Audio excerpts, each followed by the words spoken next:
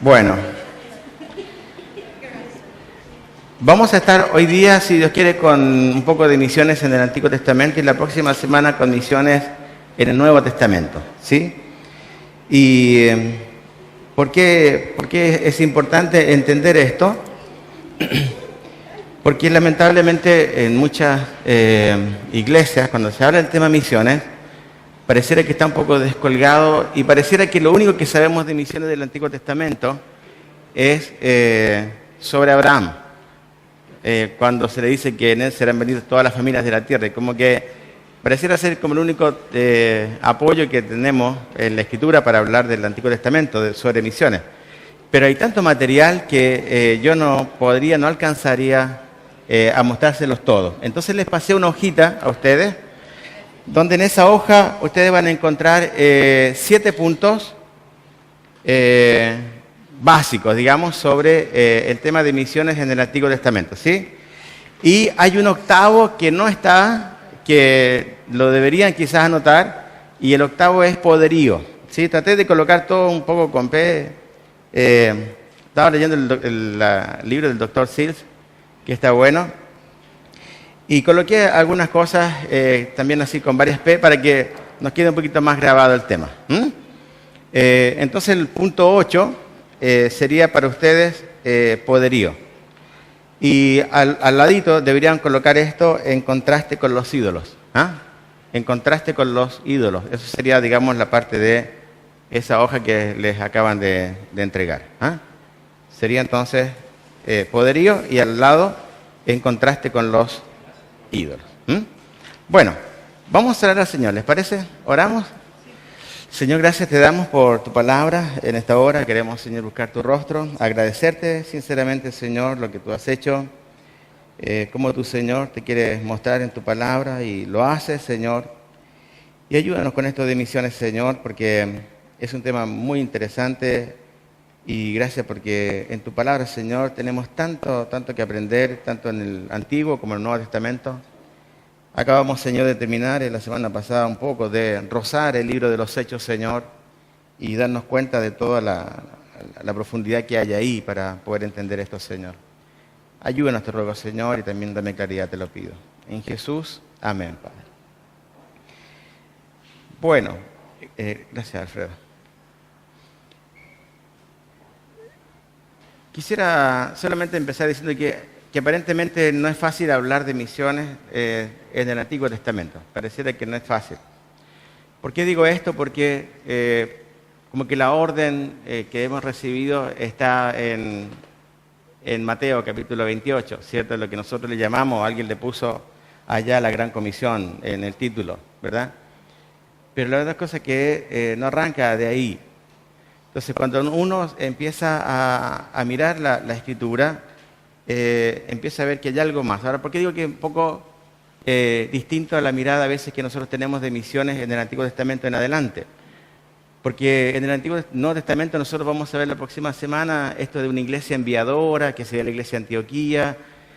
Hoy se habla de instituciones de capacitación, hoy se habla de grupos de apoyo en recursos financieros y en oración. Hoy hablamos de estadísticas, del campo misionero, en fin, un par de cosas que, como que en el Antiguo Testamento esto no está, ¿entienden? Y esto puede interpretarse como que pareciera que misiones arranca en Mateo, después saltamos al libro de los Hechos y ya está.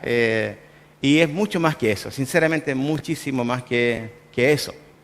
Entonces la idea que tengo para arrancar hoy día es mostrar que realmente para entender misiones tenemos que entender la palabra misión, ¿sí? ¿Por qué digo esto? Porque misión, según los entendidos, los que están en el campo de la misionología, han llegado a decir que realmente existe una misión, que no existen misiones. Entonces misión sería la base nuclear de todo. Y misiones sería la parte que operacionaliza la misión de Dios. Es como llevar a cabo la misión de Dios. Y ahí se abre mucho el abanico en cuanto a misiones. Normalmente porque no todos los que son misioneros de campo hoy día levantan ¿cómo se llama? Iglesias. No son todos plantadores de iglesias. Hay ministerios, por ejemplo, Wycliffe, que trabaja con la traducción bíblica, que su ministerio misionero es ir y traducir la escritura Antiguo Nuevo Testamento a distintas lenguas en distintos países del mundo. Hay ministerios como Alas de Socorro, por ejemplo, que está en un país andino, acá en Sudamérica, donde ellos lo que hacen es viajar en avionetas y comparten el Evangelio. No sé si se acuerdan del hermano de Mario Freire, de nuestra iglesia, Pablo. Bueno, el ministerio de ellos, como médicos, es servir a las comunidades y llevar el Evangelio a través de la medicina, por ejemplo. ¿Sí? Y ellos viajan por el río y están en ciertas comunidades y van compartiendo el Evangelio. Entonces, si bien es cierto, lo que nosotros tenemos en la Escritura mayormente es plantación de iglesias, y vamos a ver eso la próxima semana, vemos que el accionar misionero es muy amplio, ¿sí? Es pero muy amplio. Ahora, ¿por qué digo esto? Porque a eso es lo que nosotros le llamamos misiones. Pero para llegar a entender misiones debemos arrancar por la palabra misión. ¿Cuál es la misión de Dios? ¿Qué es lo que Dios quiere realmente? ¿Sí? Entonces la palabra misión la busqué ahí en la RAE, en la Real Academia, y dice que es la acción de enviar.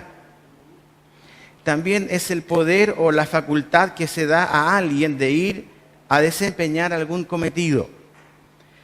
Y también es una comisión temporal dada por un gobierno o un diplomático o a un diplomático o a un agente especial para determinado fin.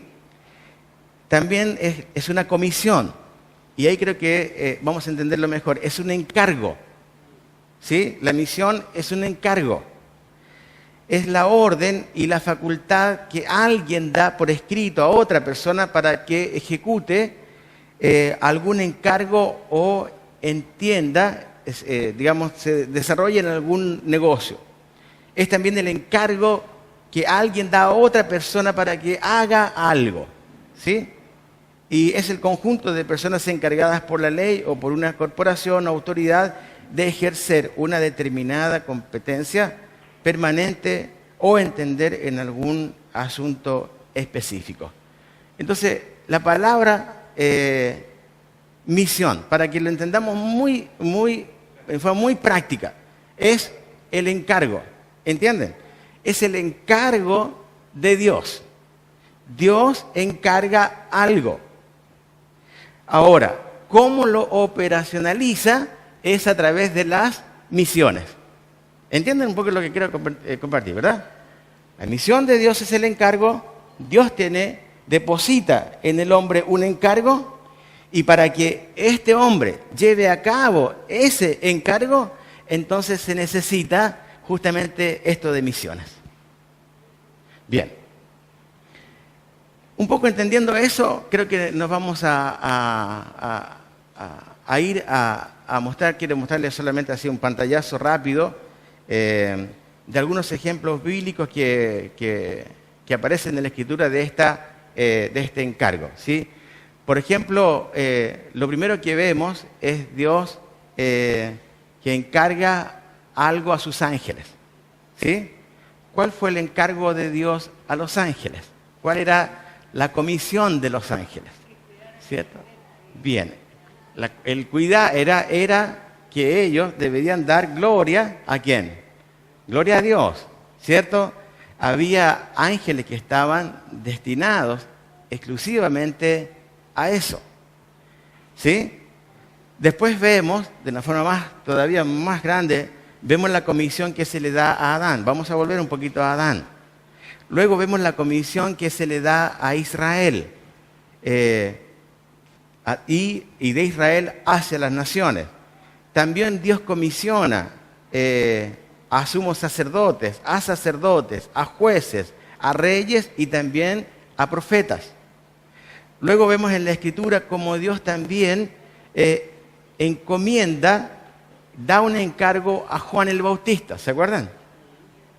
Y vemos en la Escritura que el encargo de Juan el Bautista estaba obviamente relacionado con el encargo o la misión que Dios le dio a su propio Hijo, y que era la salvación de todo ser humano, ¿sí? Entonces, cuando uno ve el encargo de Dios en la historia, va a llegar a este punto, donde desde el principio Dios tiene una misión determinada para toda su creación. Su creación angelical, su creación natural, hablemos de este mundo, ¿cierto? Su creación humana. Luego vamos a hablar sobre Israel, cómo Él toma a Israel y le da también a Israel una misión muy importante. Y luego vemos cómo en el tiempo Dios hace que Juan el Bautista tenga un encargo muy importante. Y por último, la semana que viene vamos a hablar acerca de este gran encargo que el Padre dio a su propio Hijo Jesús. ¿Puedes pasarle a José? Bien, vamos a la primera parte. Voy a ir corriendo para que alcancemos con el tiempo. La primera parte es una misión global de Dios dada desde Adán hasta Abraham, ¿sí? Y puse la palabra procreación, ¿entienden? ¿Por qué? ¿Cuál fue el encargo? Y ahí está en Génesis capítulo 1, 27 y 28, entendemos cómo Dios le da un encargo al hombre que Él había creado, a la pareja que Él había creado. Dice la Escritura, y creó Dios al hombre a su imagen, a imagen de Dios lo creó, varón y hembra los creó. Versículo 28, y los bendijo Dios y les dijo. ¿Qué les dijo? Les dijo, fructificad y multiplicaos, llenad la tierra y sojuzgadla y señoread en los peces del mar, en las aves de los cielos y en todas las bestias que se mueven sobre la tierra. ¿Cuál es la misión de Dios entonces para Adán? La misión de Dios para el hombre era que él tenía que hacerse cargo de lo que Dios había creado, pero específicamente el encargo de Dios para Adán fue fructifíquense, multiplíquense, llenen la tierra, sojúzguenla y señoreen. ¿Sí? Bien, acuérdense que hasta ese momento en Génesis capítulo 1 el hombre no había caído todavía. Por lo tanto, si el hombre hubiese permanecido en ese estado, entonces toda la tierra estaría dando gloria a Dios. ¿Entienden? Como no fue eso lo que ocurrió, entonces este mandato de fructificarse, de multiplicarse, de llenar la tierra, sí se dio. Es decir, el hombre igual se multiplicó, igual se procreó, ¿entienden? Pero ya no con la misma fuerza del encargo original, ¿entienden? El encargo original de Dios, la misión original de Dios, conllevaba que el hombre debía dar gloria a Él. Ahora esto pasó a ser, no digo una mera multiplicación porque no quiero desmerecer la obra de Dios, ¿cierto?, en el ser humano, pero llegó solamente al punto de la multiplicación humana, donde esto no conllevaba una completa gloria a Dios, ¿sí? Hasta ese momento el estado de la gente era arreligioso. ¿Qué significa arreligioso? Que estaba sin religión, no había una cosa humana, ¿entienden? Era directamente Dios con el hombre ahí, Dios con el hombre ahí. Y eso era algo fantástico. Por eso que Dios anhelaba que en esa pureza que Él había creado al hombre, el hombre en esa pureza pudiera haberse multiplicado. Bien, como esto no ocurrió, y el hombre, voy a ir ahora a Génesis capítulo 11, nos vamos a dar cuenta que el hombre empieza a tener sus propias deidades, sus propios ídolos, su búsqueda de Dios se cambia, ¿cierto? No hay ahora una búsqueda 100% genuina. a la manera que Dios quería que el hombre le buscara. Entonces encontramos que Dios, bajo la primera premisa que él tenía, que era que toda su creación le adorara, le glorificara, él no detiene su gran misión. ¿Me entienden? Su gran misión de que él fuera honrado y glorificado por todo el mundo. Esta premisa nunca va a cambiar en el corazón de Dios. Entonces, ¿qué hace Dios para llevar a cabo su misión? Como Adán y Eva, en un sentido, no habían llegado al punto de Dios por el pecado que entró en el mundo, Dios entonces pasa y toma a distintas personas. Pero quiero centrarme en el caso de Abraham, que está ahí en Génesis capítulo 11. Porque en Abraham hay algo anexo, que no está dicho en Génesis capítulo número 1, como leímos. En Génesis capítulo 11 se añade una promesa. Lo primero era multiplicarse, reproducirse, procrear, bajo una línea absolutamente santa, la simiente santa que no se dio. Luego de eso el hombre busca, y encontramos también que en el corazón de la familia de Abraham también había ciertos ídolos y ciertas deidades también. Pero quiero solamente centrarme, por tema de tiempo, en capítulo 12, versículo 1. Pero Jehová había dicho a Abraham, vete de tu tierra y de tu parentela y de la casa de tu padre a la tierra que te mostraré. Y haré de ti una nación grande, y te bendeciré, y engrandeceré tu nombre, y serás bendición.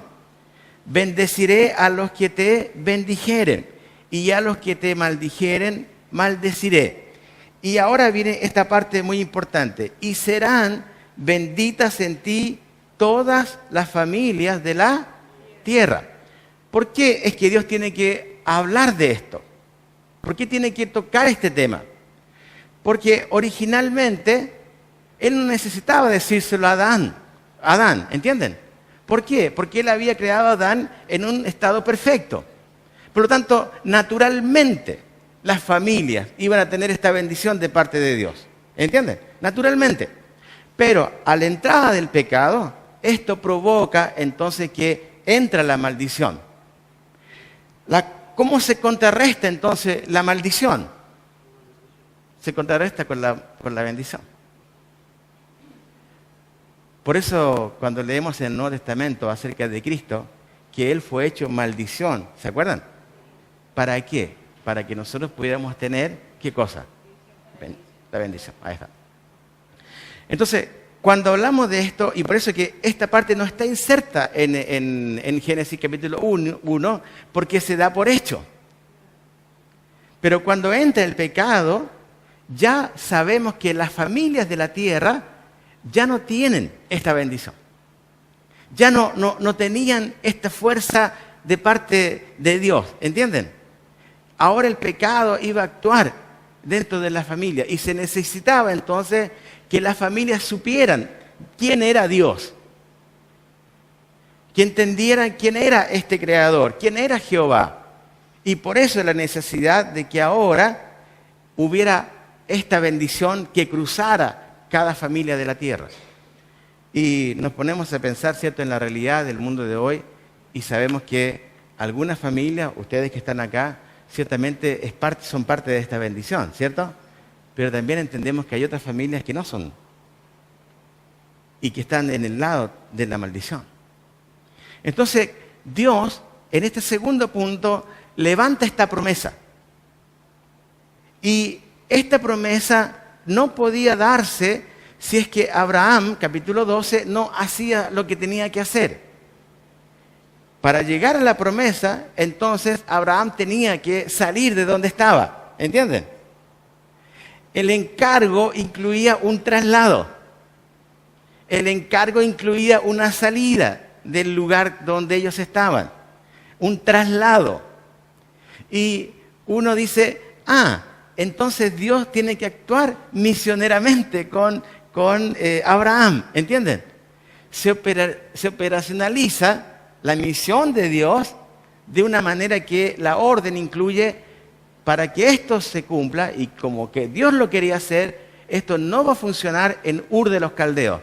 Dios soberanamente dice, yo no quiero que esto sea en Ur de los Caldeos, yo quiero que esto sea en tierra de Canaán. Y esa es parte de lo que entendemos por misión y la parte también misiones, ¿sí? Ahora, hay algo interesante acá, en el versículo número 7, capítulo 12, versículo 7. Voy a tomar el 5 para que entendamos mejor el 7. Tomó pues Abraham a Sarai su mujer y a Lot, hijo de su hermano, y todos sus bienes que habían ganado y las personas que habían adquirido en Harán, y salieron para ir a tierra de Canaán, y a tierra de Canaán llegaron. En el verso 7 dice, y apareció Jehová a Abraham y le dijo, a tu descendencia daré esta tierra. Y miren lo que hace Abraham. Es interesante que él hace algo que no le fue pedido. ¿Qué es lo que hace Abraham? Dice la Escritura, y edificó allí un altar a Jehová a quien le había aparecido, ¿cierto? ¿Qué es lo que representa eso? Representa el corazón de Abraham a una sumisión a este Dios. ¿Entienden? Es la forma de mostrar físicamente que sí, hemos llegado y aquí estamos, porque dice la Escritura, y a tu descendencia daré esta tierra, y edificó allí un altar a Jehová a quien le había aparecido. Entonces, vemos hasta ahora que la misión de Dios de que su nombre sea conocido en toda la tierra arranca y se inicia con un Adán, donde lamentablemente el pecado entra, pero Dios, sin detenerse en su plan, continúa con este encargo. Toma a este Abraham, e incluso le cambia el nombre, todo esto que ustedes ya saben, y lo lleva al punto donde voy a hacer de ti una nación grande, y hay promesas para él, que va a ser también, ¿cierto?, innumerable y todo lo demás, pero Dios no queda ahí con la bendición para Abraham y los suyos, sino que Dios añade, y en ti serán benditas todas las familias de la tierra. Y cuando hablamos entonces, hermanos, de todas, es porque son todas. ¿Estamos? Bien. Y ahora viene una segunda parte, dentro de este plan de Dios, dentro de lo que Dios quiere que sea hecho, que el mundo pudiera contemplar a Él como el único y absoluto Dios de toda la tierra y de toda la humanidad. Y entramos a una parte 2 que yo puse ahí para entenderlo mejor y hacerlo lo más sencillo posible. Y vamos a encontrar ahí el inicio del pueblo de Israel. Y no solamente de Israel, sino que también de Jerusalén. Y hay pasajes hermosos que yo quisiera intentar lograr alcanzar con ustedes. El origen de Israel. En capítulo 35 de Génesis, en el versículo 10, está hablando Dios con Jacob. ¿Se acuerdan? Y dice la Escritura, y le dijo Dios, tu nombre es Jacob, no se llamará más tu nombre Jacob, sino Israel será tu nombre, y llamó su nombre Israel. También le dijo Dios, miren lo que le dijo Dios, yo soy el Dios omnipotente, y miren lo que le dice ahora, crece y multiplícate, crece y multiplícate. Y luego dice, una nación y conjunto de naciones procederán de ti y reyes saldrán de tus lomos. Entonces ahora vemos que Dios, para cumplir, para llevar a cabo su gran misión, va a actuar tomando a Jacob, cambiando su nombre y colocándole Israel, ¿cierto? Y dándole estas directrices para que él entienda qué es lo que tiene que hacer. Pero antes de que Dios le diga lo que tiene que hacer, Dios se muestra a él diciendo quién era Dios. Y se muestra a Dios diciéndole a Israel, yo soy el Dios omnipotente. O sea, no hay mayor Dios que yo. Acuérdense, ya desde Abraham en adelante, el mundo empieza a tener, ya antes de eso quizás, empieza a tener no solamente mirar un Dios creador de todas las cosas, sino que el mundo empieza a tener sus propias deidades y su propia búsqueda de Dios de una forma incorrecta. Ustedes saben en la historia de Jacob, cuando él sale del lado de su suegro, una de sus hijas le roba al padre y sus ídolos, ¿cierto? Y hay todo un tema. Y uno dice, cuando uno lee muy rápido, sí, pero lo importante de esto es darse cuenta que el mundo se volvió religioso. ¿Entienden? Hay un cambio. En Adán era distinto. En Adán era comunicación directa con Dios. Pero del momento del pecado, el hombre inventa la religión. Este sistema de creencias. Entonces, desde ese momento en adelante, el hombre empieza a buscar a Dios a su manera.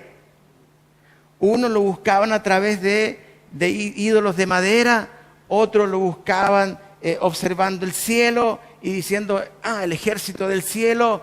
Otros lo buscaban en un antepasado. En fin, el hombre se vuelve religioso, busca un sistema de creencias. Y en Israel, cuando nace Israel, una de las cosas que él tenía que darse cuenta, Jacob, era quién era Dios. Es decir, fíjense, cuando dice la Escritura acá, yo soy el Dios, ¿cierto? Yo soy el Dios, el único. Y como único, también soy el único omnipotente. Por sobre todo, otro Dios que pudiera existir. ¿Está? Bien. En el versículo 12, dice 35:12, la tierra que he dado a Abraham y a Isaac, te la daré a ti, y a tu descendencia después de ti daré la tierra.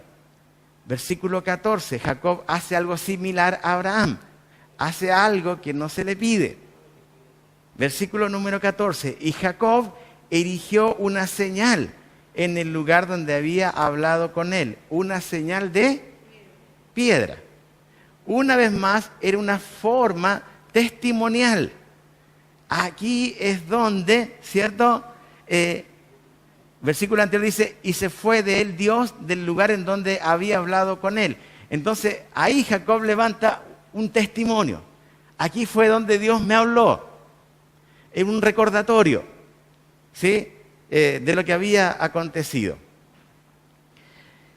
Israel nace tomado por Dios de la mano y va a empezar, todavía no, una carrera donde va a tener el encargo más grande dado a una nación en todo el mundo en el Antiguo Testamento. Pero quiero llevarles antes al origen de Jerusalén. ¿Por qué quiero llevarles a esto? Porque es interesante cómo nace Jerusalén, ¿sí? En Ezequiel, en el capítulo 16, hay algo interesante. Versículo 2, 16:2. Hijo de hombre, notifica a Jerusalén sus abominaciones. Y di, así ha dicho Jehová el Señor sobre Jerusalén. Tu origen, dice ahí, ¿cierto? Tu nacimiento es de la tierra de Canaán. Tu padre fue amorreo y tu madre Etea. ¿Qué está diciendo? Cuando Dios hace que nazca Jerusalén, le está diciendo a Jerusalén, ¿cierto? A su gente, ustedes vienen de una mezcla de pueblos. Ustedes vienen del amorreo, por un lado, vienen del eteo, del otro lado. Y ahí yo les formé, les junté. Y nació lo que sería Jerusalén. Y versículo 4 en adelante hay una figura, pero hermosísima, que no puedo dejar de leerla. Dice lo siguiente: y en cuanto a tu nacimiento, el día que naciste, no fue cortado tu ombligo, ni fuiste ni fuiste lavada con aguas para limpiarte, ni salada con sal, ni fuiste envuelta con fajas. No hubo ojo que se compadeciese de ti para hacerte algo de esto. teniendo de ti misericordia, sino que fuiste arrojada sobre la faz del campo con menosprecio de tu vida en el día que naciste. Perdón, de tu vida. En el día que naciste, yo pasé junto a ti y te vi sucia en tus sangres, y cuando estabas en tus sangres te dije, vive. Sí, te dije, cuando estabas en tus sangres, vive. ¿Qué está diciendo Dios? Está diciendo, Jerusalén, fuiste una menospreciada. ¿Entienden? Y toma la figura de un bebé, de una mujer que da a luz y que deja a su bebé, ¿cómo se llama la palabra? Abandonado. Nace el bebé y el bebé es abandonado. Entonces Dios dice, esta fuiste vos, Jerusalén. Porque cuando naciste, en el versículo 4 dice, el día que naciste no fue cortado tu ombligo, ¿cierto? Hablando del cordón umbilical. En otras palabras, no hubo partera, ¿entienden? No hubo quien acompañara. No fuiste lavada con aguas para limpiarte. No fuiste salada con sal. Está hablando de esto, ustedes saben, la sal se usaba para purificar y también para, por algunas infecciones que podrían aparecer, ¿cierto? Como desinfectante. Bien. Y dice, tampoco fuiste envuelta con fajas. ¿Cómo se hace un bebé? ¿Cómo se envuelve un bebé? Y también, ¿cierto? La mujer, ustedes saben que en algunas oportunidades también, probablemente hay una doble referencia, la mujer a veces también es enfajada, cuando a veces en algunas oportunidades tenía algún bebé. Pero, fíjense en el versículo 5, no hubo ojo que se compadeciese de ti para hacerte algo de esto. Fuiste arrojada sobre el campo con menosprecio de tu vida. Y la figura acá es de alguien que pasa junto a ella, junto al bebé. Es como Dios pasando al lado de este bebé que era una mezcla de amorreo con eteo. Y donde Dios está apuntando, hermano, es al orgullo. La idea es, Jerusalén, no te sobreexaltes. Recordá de dónde saliste. Recordá de dónde viniste. Recordá quién fue el que te dijo, vive. ¿Entienden? Entonces, cuando esto uno lo empieza a analizar, uno dice, wow, es fuerte entender esto. ¿Sí? ¿Por qué? Porque es importante entenderlo. Porque Dios, cuando elige a Israel y elige a Jerusalén, como vamos a ver por qué elige a Jerusalén, lo elige justamente para que Jerusalén sea el centro del punto cuarto, que es la presencia de Dios. Lo elige Dios a Jerusalén dentro del contexto de Israel, porque ustedes saben que en Jerusalén estaba el templo. Y el templo representaba, ¿cierto? Era el referente divino de la presencia del Dios de los israelitas. Entonces, al entrar al cuarto punto, no podemos entrar sin pensar en lo anterior. Ahora, ¿por qué? ¿Cuál fue una de las razones del fracaso de la misión de Dios en Israel? No fue por causa de Dios, fue por causa del orgullo de Israel. Israel se volvió vano y olvidó para qué Dios lo había levantado, la había sacado.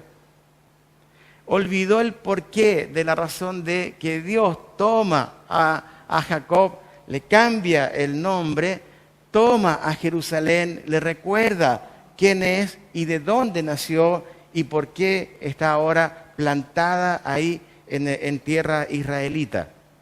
Entonces vamos a ver, y yo quiero llevarles a ustedes que la misión en ese entonces se transforma, toma un ribete de esta fuerza que va hacia adentro. ¿Cómo se llama esta fuerza? Es la fuerza centrífuga. ¿Hacia adentro? Centrípeta, ¿cierto? Esta fuerza donde ahora la figura central que Dios levanta para su misión es el pueblo de Israel. Y en el centro enclavado el templo de Dios. Cuando uno va viendo esto, va entendiendo en la Escritura por qué es que el mundo iba a Jerusalén. ¿Por qué iban la gente a Jerusalén? ¿Por qué tenían que ir a Jerusalén a adorar? ¿Por qué tenían que ir a las 3 fiestas principales del año allá? ¿Por qué tenían que ir a presentar a los niños? ¿Por qué? Y uno se empieza a analizar la Escritura y a observar y se da cuenta de algo muy simple. Dios en ese lugar se quería glorificar. Y esto era abierto para todas las naciones. Y de ahí entendemos la palabra que ya hemos hablado en otras clases sobre el judío, que hablamos de que estaba en primera fila, hablamos de la segunda fila, que era el prosélito, aquel cierto que adoptaba la religión, adoptaba la usanza del judío, y hablamos de la tercera fila, que eran los temerosos de Dios, aquellos que eran simpatizantes del sistema, pero no eran personas que estaban firmando el libro, por así decirlo. ¿Sí? Bien, ustedes me entienden. Salmo 86. Versículo 9. Hay muchos más versículos, hermanos, pero por razón de tiempo no lo voy a hacer. 86, 9. Todas las naciones que hiciste vendrán y adorarán delante de ti, Señor, y glorificarán tu nombre. ¿Dónde? En Jerusalén. Pero fíjate lo que dice, todas las naciones que hiciste vendrán. Este es el deseo de Dios.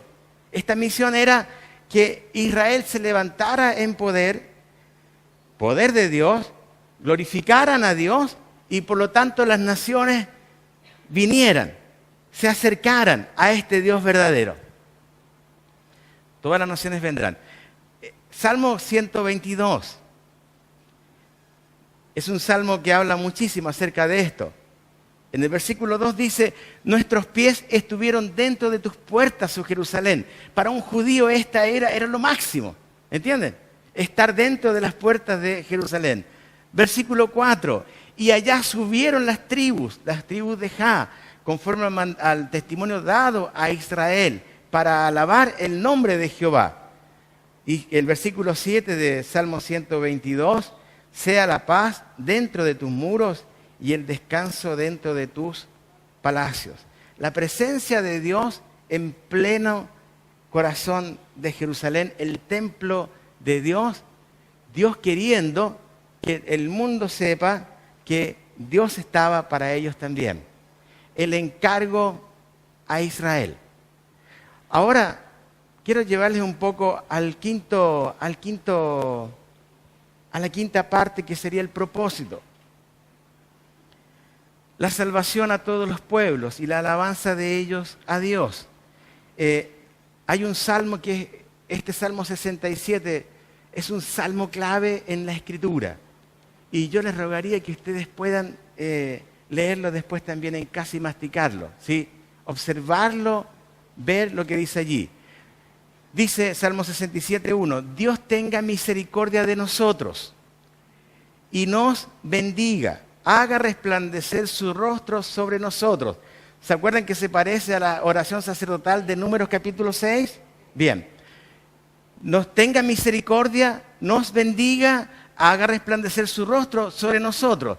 Y en el versículo 2 hay un para qué. ¿Se dan cuenta del para qué? Esto nos muestra el propósito. ¿Para qué quería la gente que Dios les bendijera, o tuviera misericordia, que los bendijera y quisiera resplandecer su rostro sobre ellos? ¿Para qué? Y aquí dice claramente, para que sea conocida en la tierra tu camino, en todas las naciones tu salvación. Este era el propósito de Dios. ¿Entienden? Bendigo al pueblo de Israel. Tengo misericordia del pueblo de Israel. Quiero hacer resplandecer mi rostro sobre el pueblo de Israel para que Israel me muestre a las naciones y muestre mi salvación a las naciones. Por eso es que este salmo es precioso. Sigue el texto, versículo número 3. Te alaben los pueblos, oh Dios, todos los pueblos te alaben. Propósito de Dios, deseo de Dios, volver a la misión original. Todos los pueblos le alaben, todos los pueblos le adoren. En el versículo 6, ahora Dios, viendo esto, dice, la tierra dará su fruto.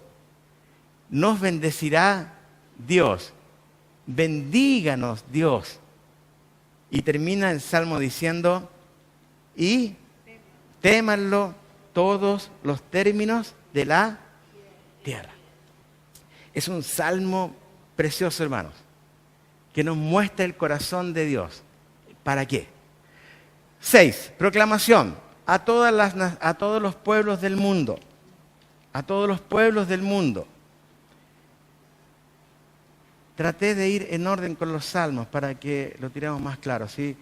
En el Salmo 96, versículo 3 dice, proclamad entre las naciones su gloria, en todos los pueblos sus maravillas.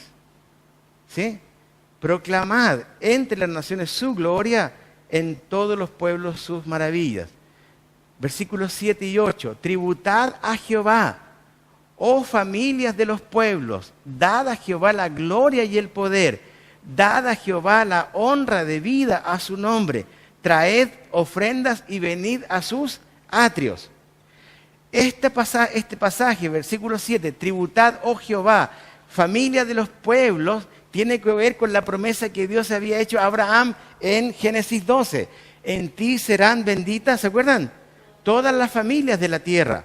Ahora de una forma distinta se está diciendo lo mismo, tributad a Jehová, oh familia de los pueblos, dad a Jehová la gloria y el poder. Dios no descansó en su misión.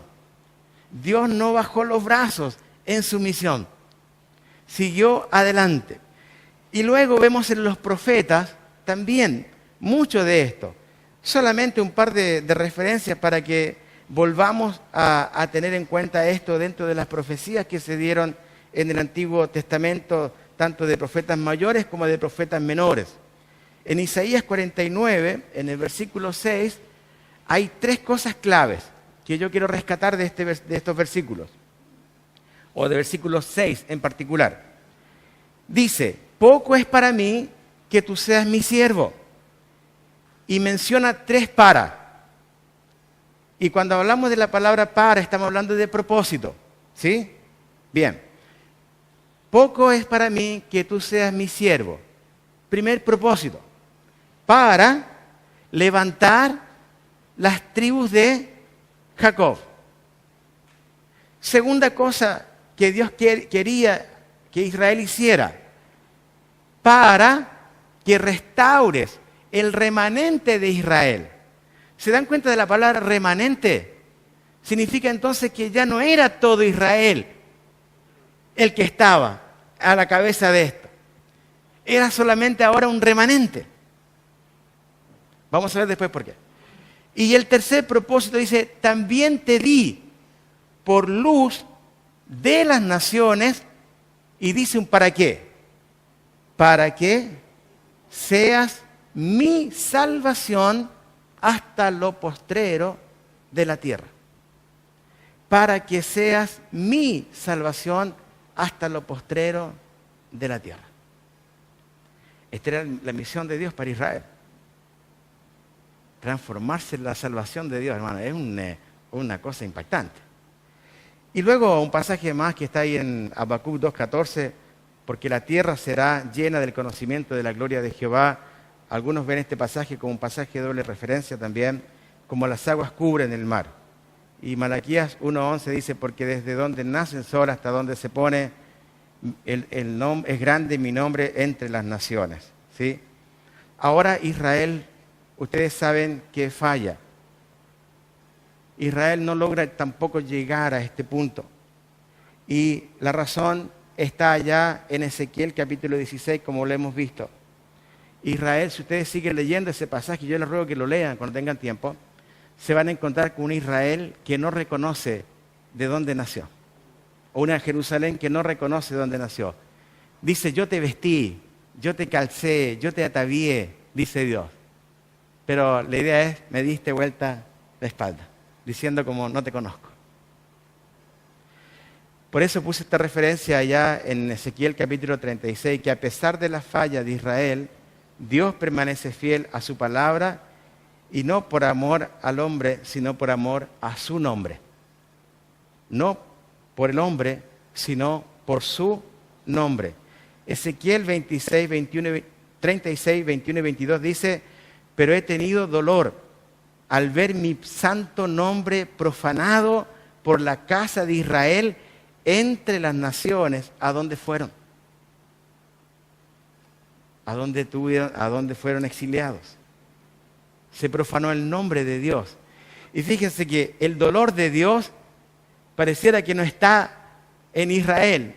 No siente dolor por su pueblo Israel, sino que él siente dolor al ver su santo nombre profanado por esta nación que él escogió para cumplir una misión.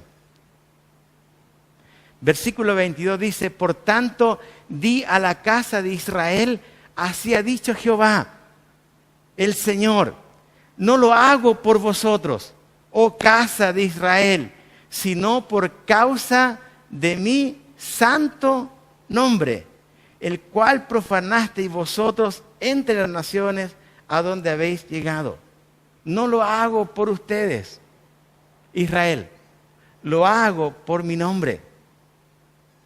¿Se acuerdan al principio lo que Dios había hablado con Jacob? Yo soy el Dios omnipotente. Y eso no cambió, hermanos. Y no ha cambiado. Pero el pueblo la expresión que usa la Biblia es, se ensoberbeció. Es decir, se volvió decir demasiado soberbio ya es como muy malo, ¿cierto? Soberbio ya es malo. Decir demasiado soberbio ya es como el cúmulo de soberbia. El pueblo de Israel se empezó a mirar a sí mismo y olvidó mirar a Dios. El pueblo de Israel empezó a satisfacerse a sí mismo, olvidó satisfacer a Dios. La misión de Dios sufría, ¿entienden? Porque el nombre de Jehová no era llevado a las naciones, como leíamos en Isaías. Te di por salvación. Te di por salvación hasta los postreros de la tierra. Y acá vemos, obviamente, que el pueblo, lamentablemente, no cumple. Y por último, quiero solamente ir a la palabra poderío, porque todo esto iba a ser en el poder de Dios, tal cual como misiones, o tal cual como la misión en el Nuevo Testamento va a ser hecha por el Espíritu Santo, por el poder del Espíritu Santo. Y Salmo 97 dice lo siguiente. Versículo 1 y 6 en adelante. En contraste con los ídolos, Jehová reina. ¿Entienden la expresión Jehová reina? Jehová es soberano. No hay otro. Rey. Jehová reina. Y luego dice, regocíjese la tierra, alégrense las muchas costas. Versículo 6. Los cielos anunciaron su justicia y todos los pueblos. ¿Qué dice la Escritura? Todos los pueblos vieron su gloria. Avergüéncense, ya viene el contraste. Avergüéncense todos los que sirven a las imágenes de talla, los que se glorían en sus ídolos. La gloria en el ídolo y la gloria a Dios. ¿Ven la diferencia, el contraste? ¿Bien? Luego dice la Escritura, póstrense a él todos los dioses. Oyó Sión y se alegró, y las hijas de Judá. Oh Jehová, se gozaron por tus juicios, porque tú, Jehová, eres excelso. Excelso. Sobre toda la tierra. Después dice, eres muy exaltado sobre todos los dioses. Los que amáis a Jehová, aborreced el mal. Él guarda las almas de sus santos, de mano de los impíos los libra. Luz está sembrada para el justo y alegría para los rectos de corazón. Alegraos justos en Jehová y alabad la memoria de su santidad. ¿Cómo la gente iba a ser justa? ¿Cómo la gente iba a tener luz? ¿cómo la gente podía alegrarse en Dios y alabar su nombre si es que no le era predicado y no le era mostrado Jehová a todo el mundo? Misiones, la misión de Dios siempre estuvo presente, desde el inicio. Y vemos que en el recorrido que se hace, también muchos van creyendo. Esto es verdad, ¿cierto? Pero ante esta gran verdad de Dios, obviamente se esperaría que hubiese sido mucho más todavía. Concluimos entonces, hermanos, que Dios, a pesar de todo, tenía una misión clara y la fue desarrollando con hombres, con un pueblo, con gente. Y en esa debilidad se encontró Dios, del hombre. Al punto que ustedes saben, vamos a verlo después, que hay un puente entre Malaquías y el Nuevo Testamento, donde hay 400 años de silencio, y en esos 400 años de silencio, después de eso, aparece un hombre llamado Juan el Bautista, y Dios va a seguir con su misión. A Juan el Bautista lo toma como el mensajero, ¿cierto?, para pregonar la venida del Mesías.